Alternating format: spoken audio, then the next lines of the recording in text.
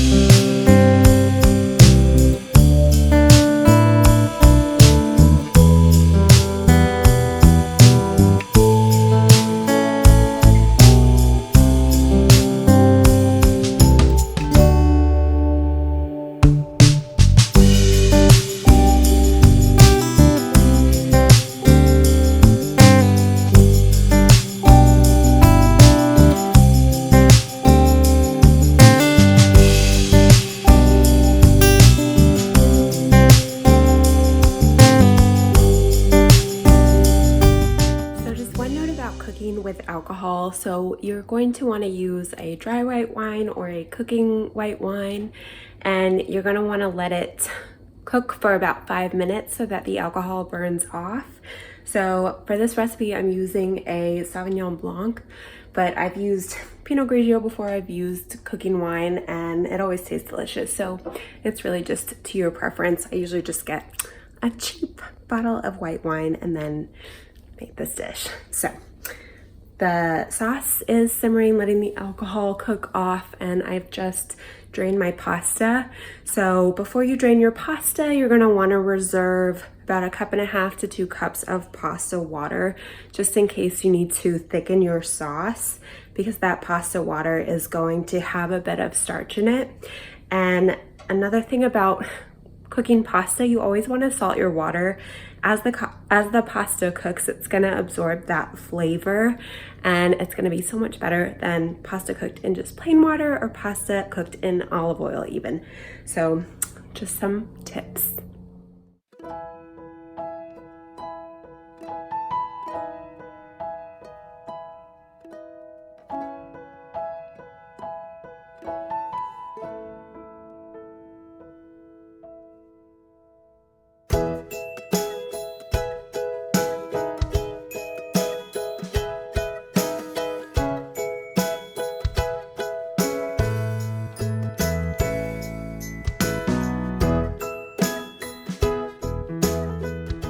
So lemon is going to help to emulsify your sauce, which means that it's going to help it thicken. If you want it to have a thicker consistency, you can add some of that reserved pasta water that you saved. It's really up to you and what kind of texture you like in your sauce. So I'm just gonna let this cook for about 1 minute or 2, and it's going to thicken a little bit. And then what I'm gonna do is add my cooked pasta to this pan and then cook it for about 2 minutes in the sauce.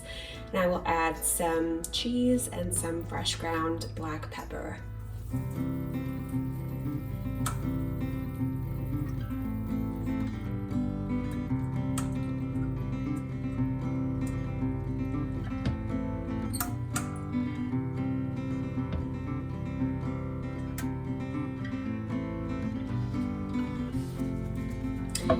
Just want to turn the pasta with tongs or with a wooden spoon or something until the pasta is evenly coated in the sauce.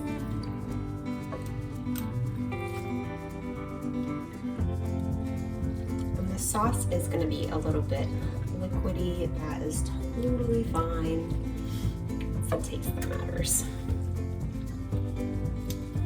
Alright, I'm going to add my black pepper now.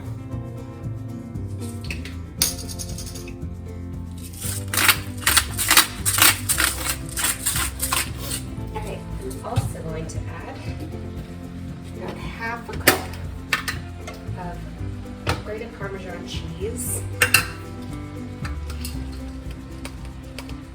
Maybe a little bit more. I also just spilled a bunch on the counter, which you cannot see, but I just told you about, so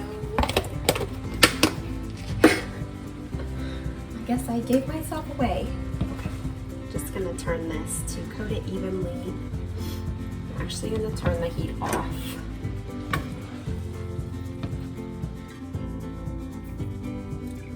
And there you have it.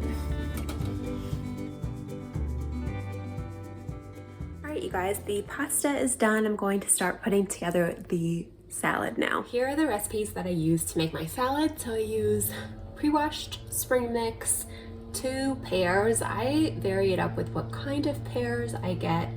I think these are Donju pears. That might not be right. They might be Bosch, but just get the ripest pears you can find. That's what I did, because part of this recipe involves squeezing the pear cores as part of the dressing. So let me do a step-by-step for how I put this salad together.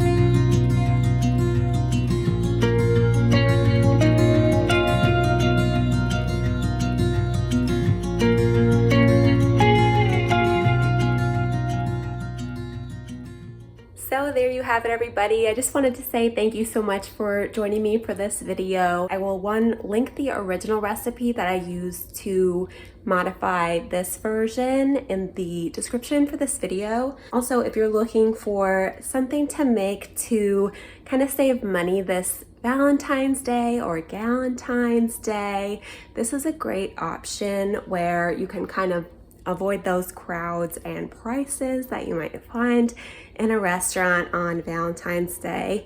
So food for thought. It's time for us to eat. So I am going to say goodbye to you now. I hope that you liked this video. I hope you'll join me for my next one as well. If you're new here, I just wanted to say welcome. Feel free to say hi in the comments. Thank you so much for stopping by. If you like this video, please hit that subscribe button down below or give me a thumbs up. If you'd like to leave me a comment, I would love to read it. And I just want to say until next time, I hope that you have a really cozy day. And yeah, bye everybody.